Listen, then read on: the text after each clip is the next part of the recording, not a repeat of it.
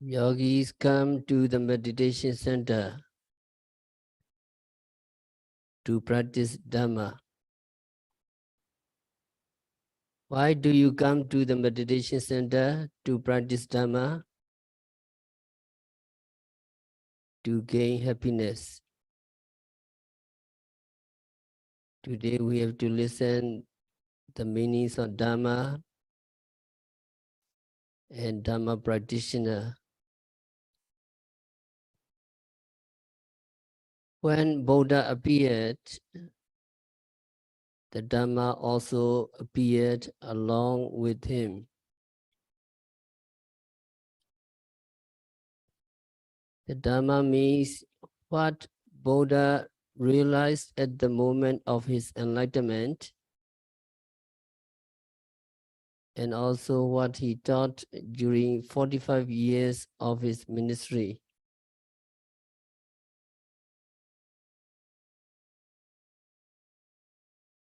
The word Dhamma in Pali language has many meanings. Actually, it can mean almost anything.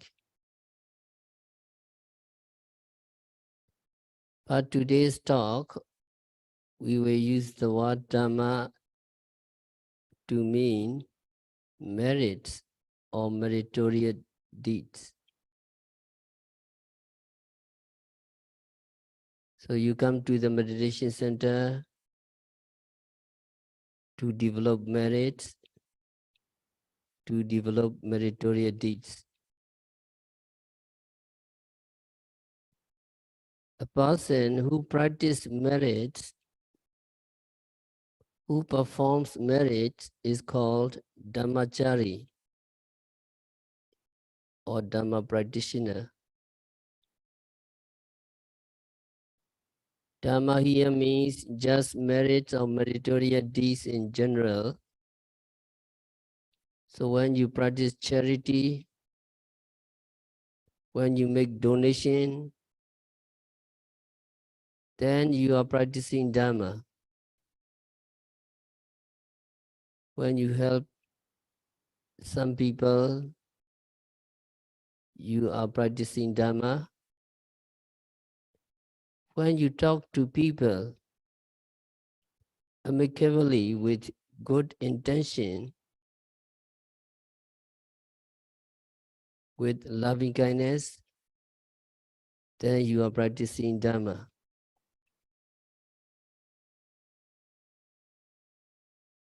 Now today you observe 8 precepts.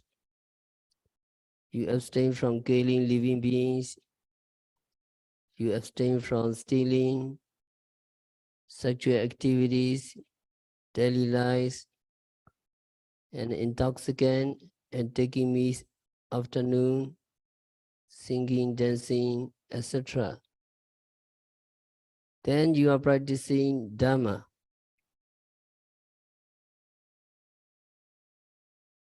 You are keeping your moral precepts.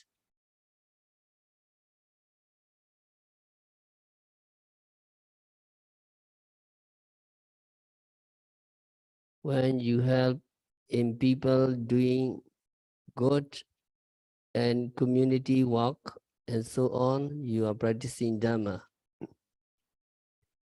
And also when you practice meditation, you are practicing Dhamma. There is one verse which appears many times in the text and the commentaries, and that verse says something like this. Dhammo have rakati dhammachari, dhammo suchaino sukhamavahati. Esani sanso dhamme suchaine, na dokaten gichati dhammachari. That means the Dhamma protect the person who practice Dhamma, who practice it.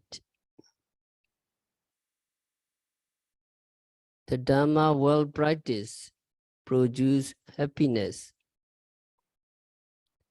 This is the benefits of the Dhamma well practiced, that a person who practice Dhamma does not go to existence of suffering.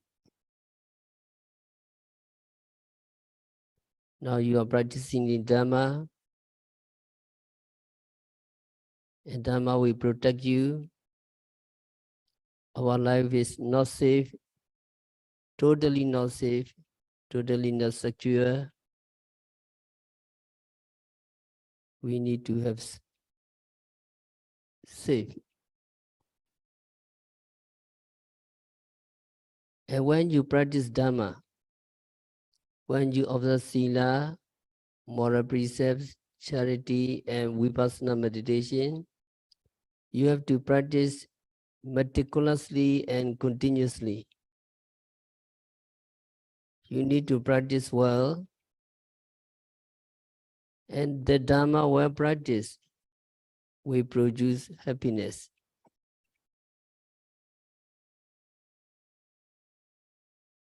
You want to gain happiness. You don't want to go down to the existence of suffering. Then you have to practice Dhamma. So these words need to be remembered. Can you follow me sentence by sentence? The Dhamma protects the person who practice it. The Dhamma protects the person who practice it. The Dhamma protects the person who practice it. So there is the first one. And then you need to practice Dhamma very well.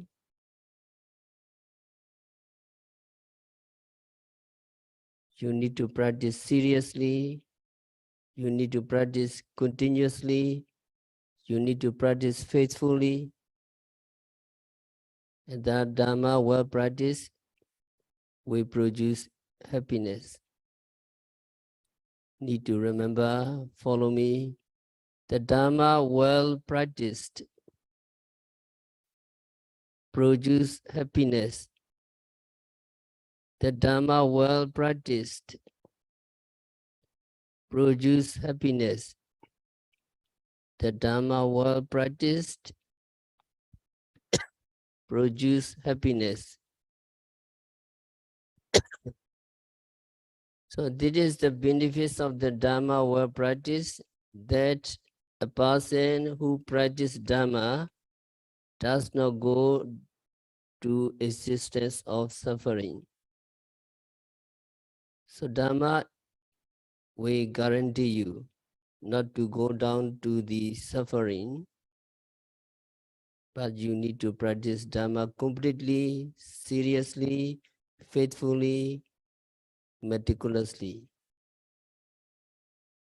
So this sentence need to be remembered. Dhamma practitioner does not go to existence of suffering. Can you follow me? Dhamma practitioner does not go to existence of suffering. Dhamma practitioner does not go to existence of suffering. Dhamma practitioner does not go to existence of suffering. So very precious sentence. Dhamma hawi rakati dhammasari, we are not safe.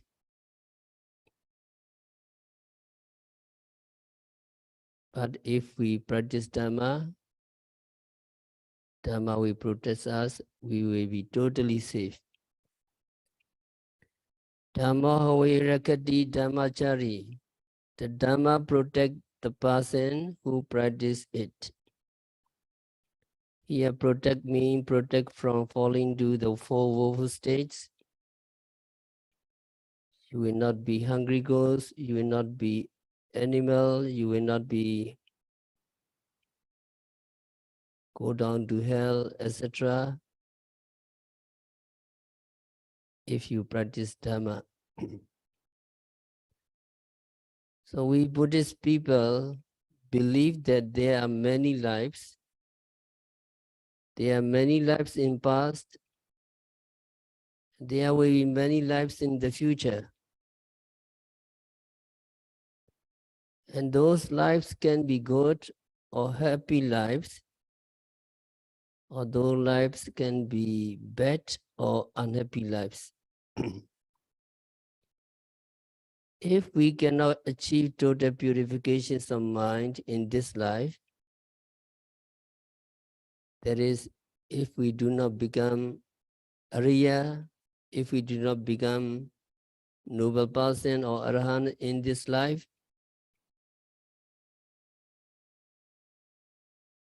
there will always be lives in the future.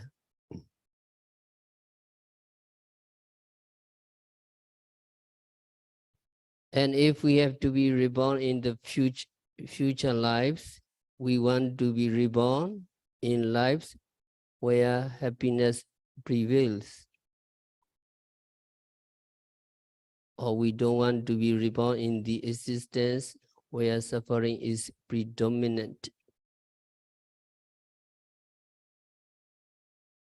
In order to avoid going down to those woeful states and to be reborn in happy states, what we need to do,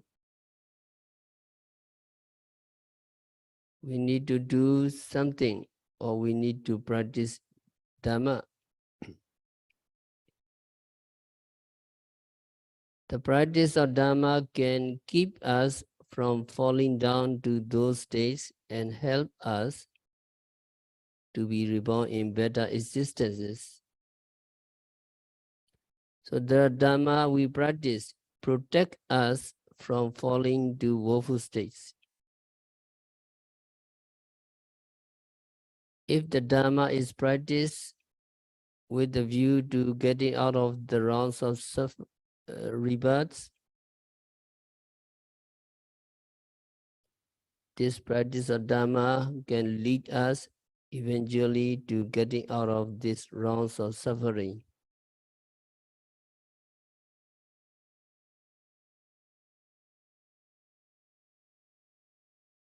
So when we do marriage, we have to do with the view to getting out of the rounds of suffering. Idame punya nibbanasa picaya hotu. May these merits be a strong support to attain Nibbana, cessation of all suffering, cessation of all suffering nature. Ordinary meritorious deeds such as giving, charity, keeping moral precepts, and so on can help us to be reborn in happy states. But this cannot lead us direct to the attainment of Nibbana. In order to attain Nibbana, cessation of all suffering, and to get out of this rounds of suffering, rounds of rebirth, we have to practice vipassana meditation. So vipassana meditation can lead us to that goal, but the meritorious deeds we do in the form of charity, keeping moral precepts and so on, can help us to be reborn under circumstances where we get the chance to practice vipassana meditation. So the meritorious deeds we do in the form of charity, keeping moral precepts and so on, can ultimately or through some steps send us or help us to the opportunity to practice vipassana meditation. Now we reborn as a human beings because we have done meritorious deeds in the previous life. We have done charity. That charity or morality send us to the opportunity to be reborn in the human realms. And then as a human beings, we have a chance to practice meditation. So the merits we do can always protect us from falling down to the woeful states. And also, if that merit is directed towards getting out of rounds of rebirth, it will lead us to get out of rounds of suffering. Dhamma sucaino sukham mavahati, Buddha said. Dhamma sucaino, Dhamma well practice, sukham mavahati, produce happiness. Now well practice, sucaino means practice with understanding of the karma and its results.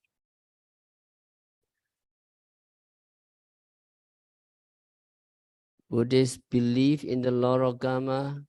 Buddhists believe that there is what is called, and also there are results of the karma. Karma may be either good or bad, good karma or bad karma. So the results are also good results or bad results. Buddhists believe in the law of karma, and this belief is not just blind faith, but belief founded upon understanding. With this belief, people do meritorious deeds.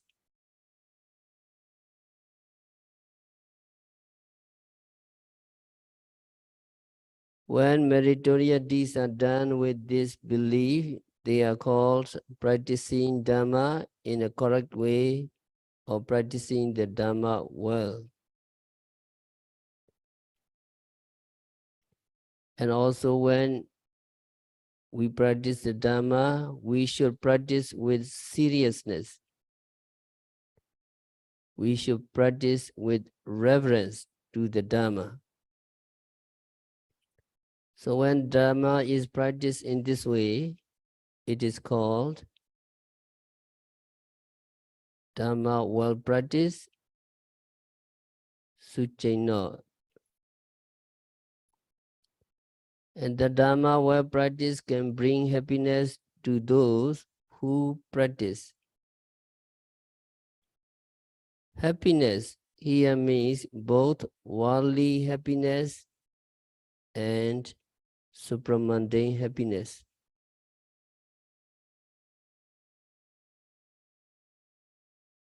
Happiness in this world and happiness that transcends the world. Happiness in this world means rebirth in happy states, rebirth in human world, or rebirth in celestial realms. And supramundane happiness in the attainment of enlightenment. So these two kinds of happiness, the Dhamma well practice can bring. Here again, in order to get supramundane happiness, we are not to be satisfied with just doing the general meritorious deeds, like giving and keeping moral precepts, but we have to practice vipassana meditation.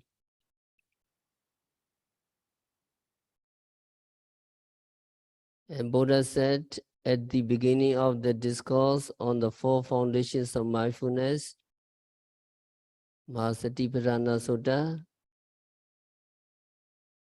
that the practice of mindfulness is the only way for the purifications of minds of beings.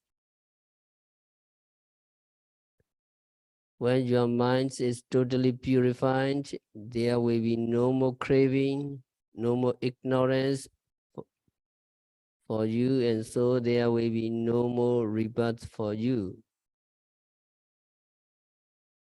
In order to reach that stage, mindfulness is the only way. So we have to practice mindfulness to reach that stage.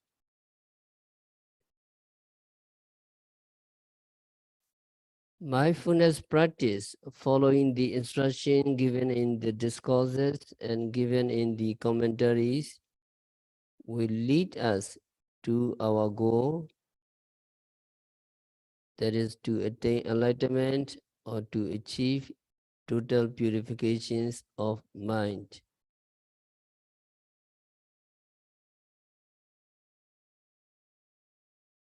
Esa nisanso dhamme suchene nadokate gichati dhammachari, Buddha said. That means this is the benefits of the Dhamma well practiced, that the person who practices does not go to the four woeful states. Now the Dhamma has the meaning of something that holds or that keeps.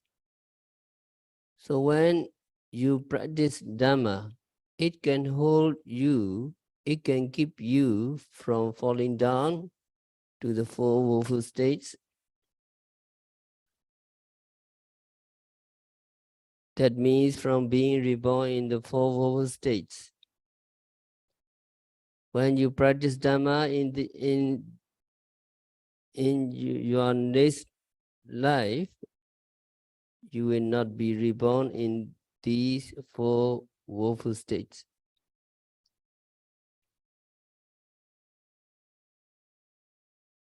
Now we practice Dhamma, whether it is the ordinary practice of charity and keeping moral precepts, or practice of meditation, we get instant happiness.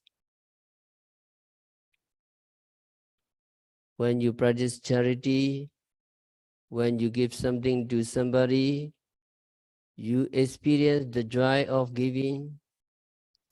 You are happy that the recipient gets something to satisfy him with, and you are happy because you can help that person to be happy. That is one happiness or joy you get from the practice of giving. And the other benefits from the practice of charity is that you are able to get rid of your attachment. You are able to get rid of your craving for the things that you give away.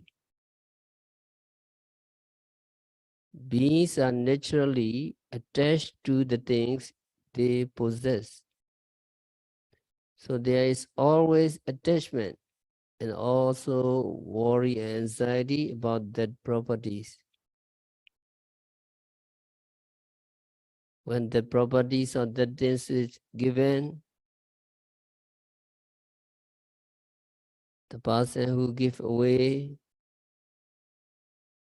not the only things, but also the attachment or craving for the things.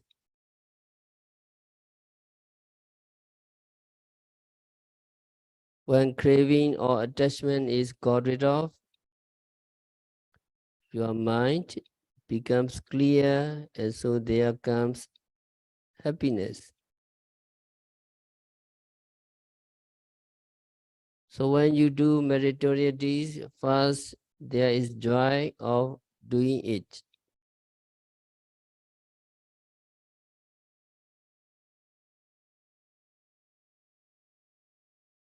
There's joy of helping other people. There is joy of getting rid of mental defilements at that moment.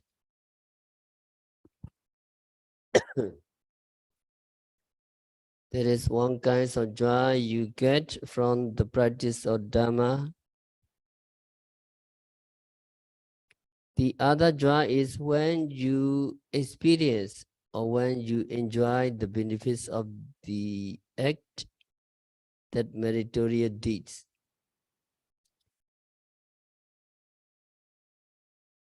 And meritorious deeds can bring results in this life, or your meritorious deeds can bring results in the next life or in the lives following the next.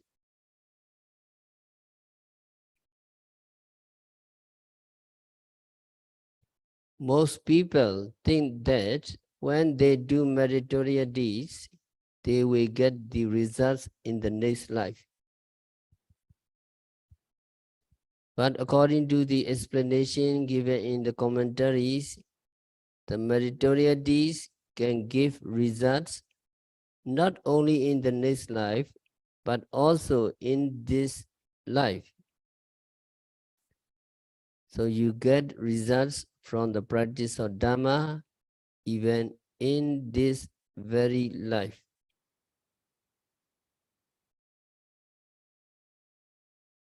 There was a story of Dhammapala families.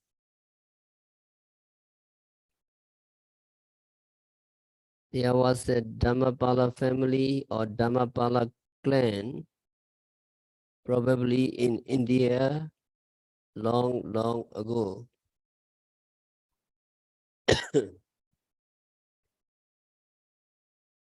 And that family members of that Dhammapala clan did not die young, and they lived long lives.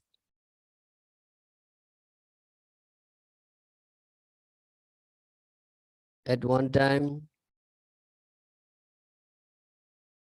a young man from the Dhammapala clan, so that young man, Dhammapala young man, was sent to another place to study. And when young man Dhammapala was there, a young person died. So Dhammapala young man was surprised, and he asked, young man died?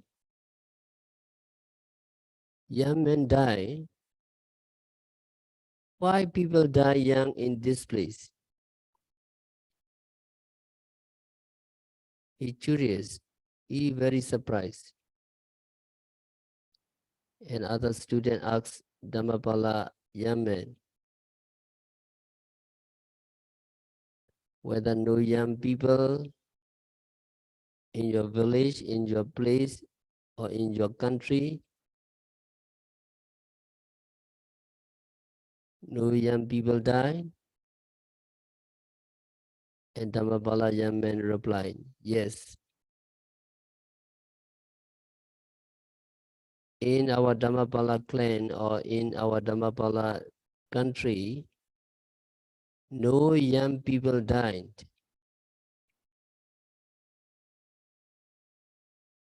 When people old, they die. Young people, no young people die.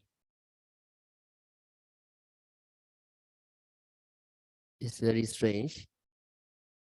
And the professor or the teacher did not believe him. So he wanted to inquire that is true or not. So the professor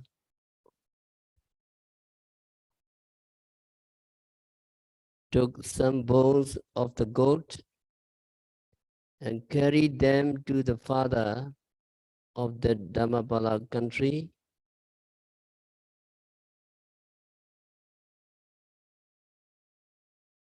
and told the father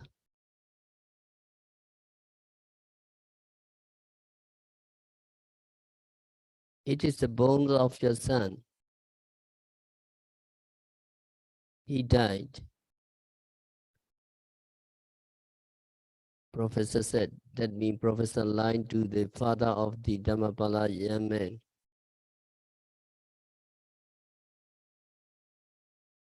But the father of Dhammapala young man laughed. No, I did not believe you. I do not believe you because nobody in our clan, nobody in our country died young. It must be bones of another person. The father of young man Dhammapala said to the professor. Then the professor asked, why does happen? And the father of Dhammapala young man said in short that we practice Dhamma. We keep moral precepts. We never kill, we never steal, we never do sexual misconducts, we never tell lies, we never take drugs and intoxicant. And we practice charity, and we help each other, all our family members, all our community practice Dhamma. Our place is very safe. This community is very secure because we practice Dhamma. That is why in our Dhammapala clan, nobody dies young.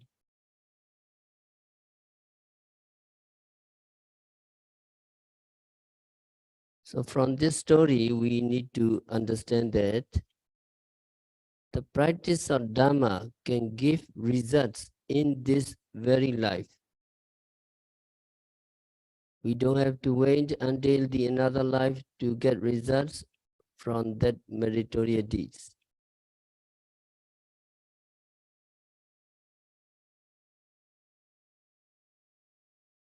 So now meritorious deeds, dana, charity, sila, moral precepts, samatha meditation, vipassana meditation, etc. These are heap of merits.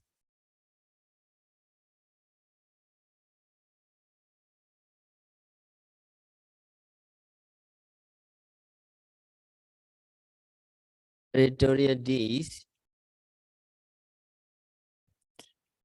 the practice of vipassana is the best.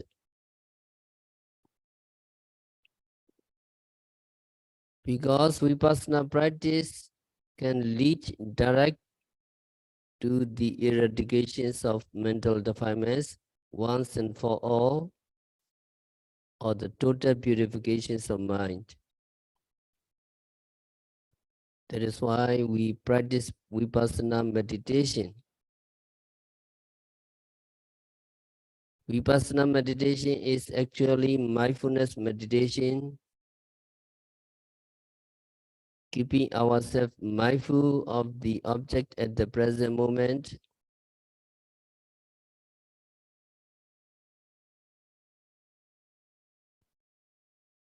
It is important that we practice vipassana meditation.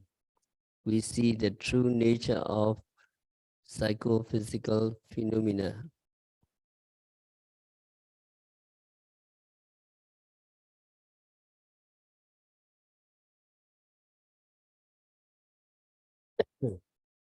It is important that when we practice vipassana meditation, we see the true nature of mind and matter.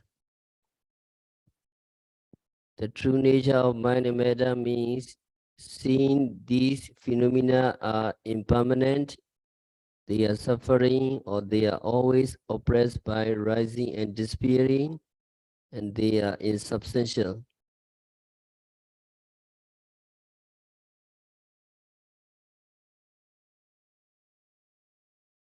So now you understand how to practice Vipassana meditation.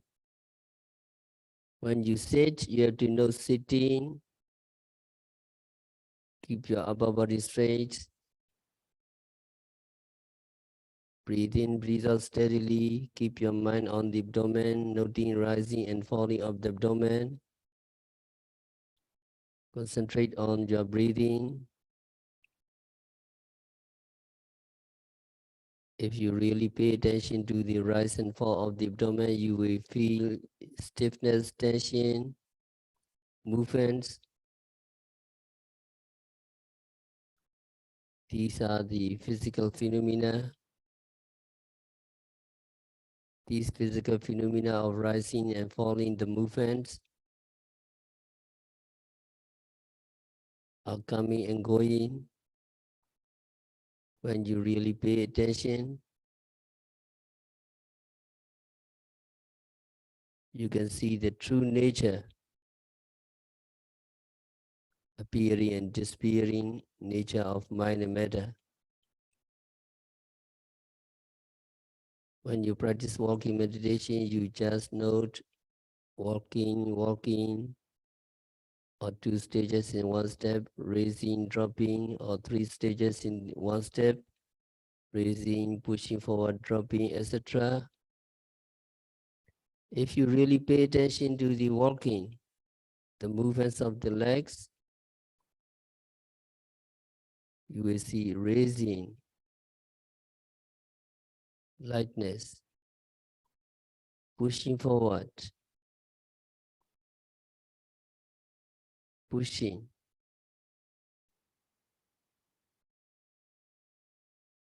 dropping. Then you will feel heaviness, dropping to the floor. You will feel hotness. You can discover the 4 elements: air elements, fire elements, water elements, and earth elements. And they are coming and going continuously. When you see these 3 characteristics, impermanent, suffering, and non-self nature of these phenomena, you get wearied with your mind and matter, and you will ultimately, this knowledge will ultimately lead to your attainment of enlightenment. In order to see this true nature of mind and matter, we need to observe these phenomena as they really are. The instruction is very simple. When you sit, you have to know sitting. When you walk, you have to know walking. When you stand, you have to know standing. When you see, you have to know seeing. When you hear, you have to know hearing, etc.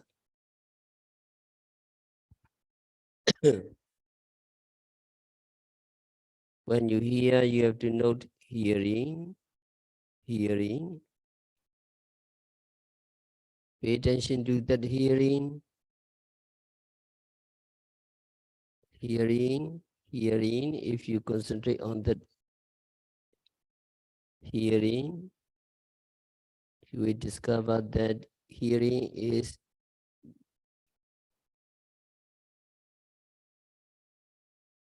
the sound wave striking the eardrums. Sound wave and ear sensitivity are physical phenomena. Hearing consciousness is mental phenomena. As soon as you know the hearing, sound wave disappear, hearing consciousness disappear.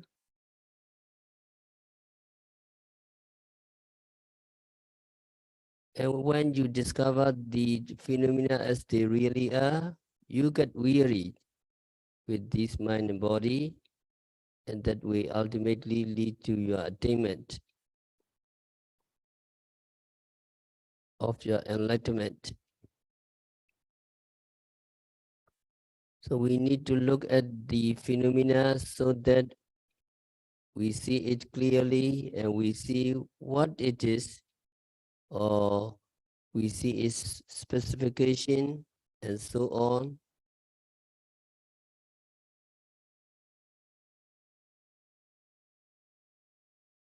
And only the object of the present moment lends itself to be scrutinized, to be watched.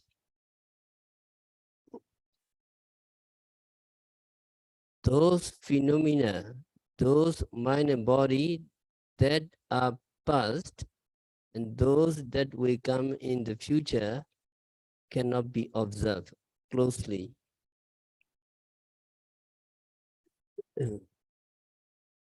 Simply because they are not here with us. That is why in the practice of Vipassana meditation, the object at the present moment is the most important. So we try to be mindful of that object.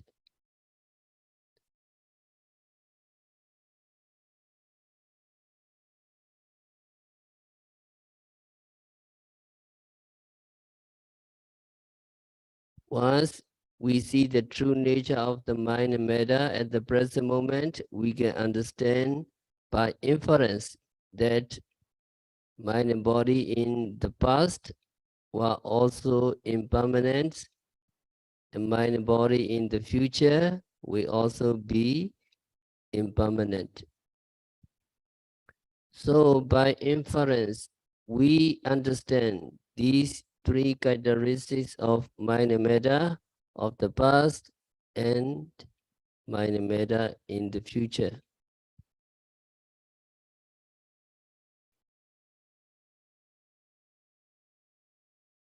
But in order to see directly these three characteristics, impermanent, suffering, and non-self nature, we have to observe. We have to be mindful of the object at the present moment. So when we practice Vipassana meditation, we try to be mindful of the object that is present, and we try to watch the present object.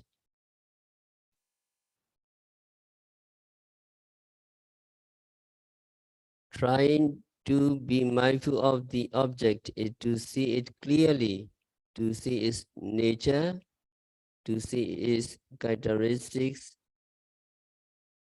and ultimately to get weary with mind and matter and reach enlightenment or achieve the eradications of our mental defilements. When we practice Vipassana meditation, we are practicing Dhamma, so we will get the benefits of the practice of Dhamma in terms of happy future rebirths and so on. And if we are totally successful with the practice, then we will be able to reach the stage of enlightenment. We will be able to achieve the total purifications of mind, and so there will be no more rebirth in the future.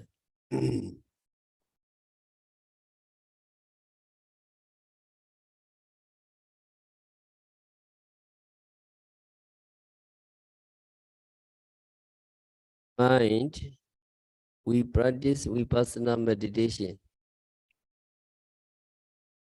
We practice mindfulness meditation. We try to be mindful of the mental states that arise in our mind,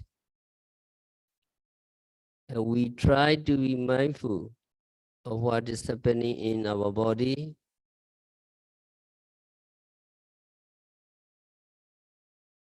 Wash your body continuously.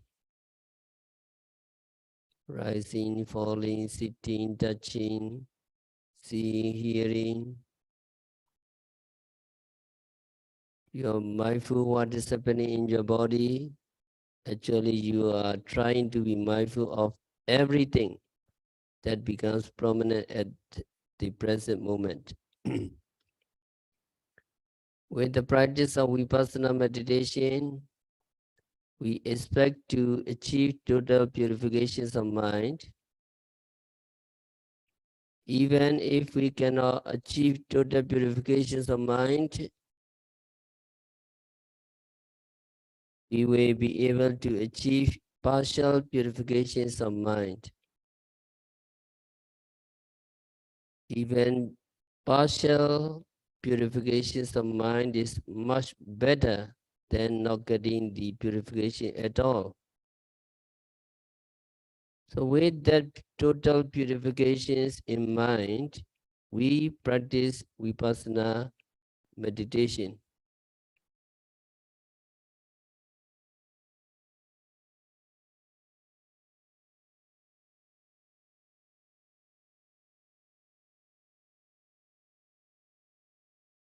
So now in Vipassana meditation, what are the important thing is present object. Try to be mindful of the object, present moment. The present moment exists for that particular moment. Seeing disappear, hearing disappear, smelling disappear, tasting disappear, touching, thinking, all disappear. Very immediately, try to pay more attention. Another thing is to pay bare attention to the object, to take the object as it is, not with any addition of your own. No judgment, no speculation, no analyzing, and so on.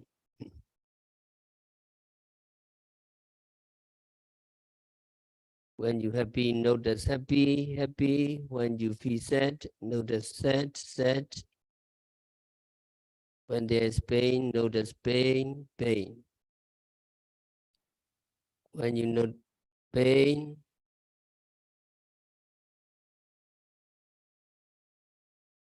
with your concentration,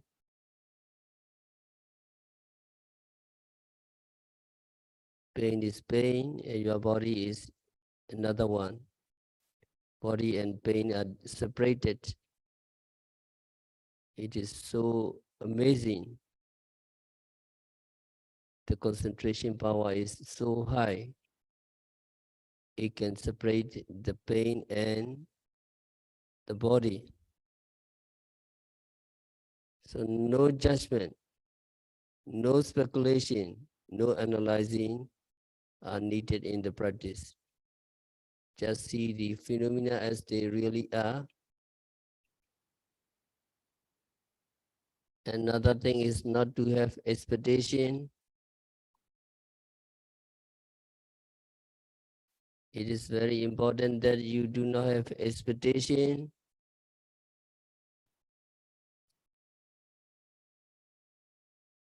Although they are useful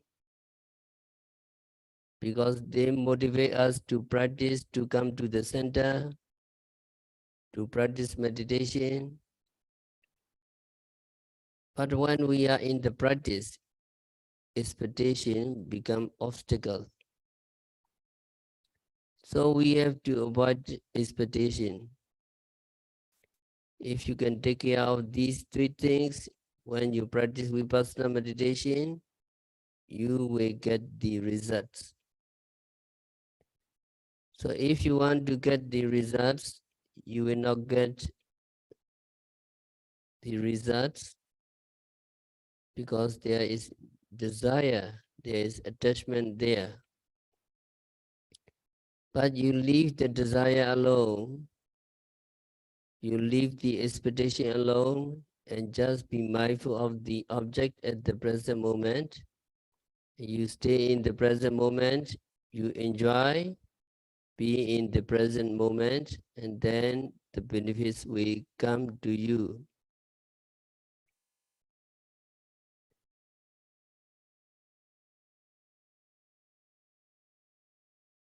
That is what Vipassana is about.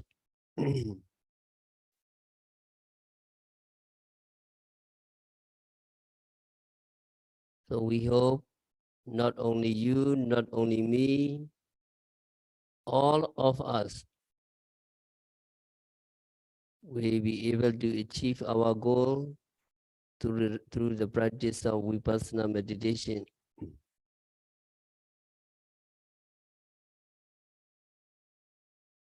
So Buddha words, don't forget that Dhamma protect the person who practice it.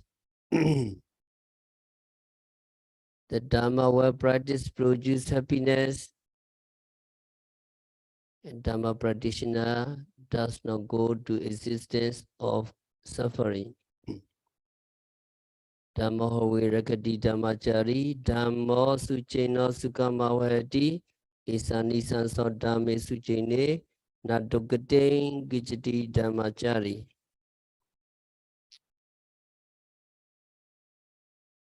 So you are noting very precious, note continuously and meticulously.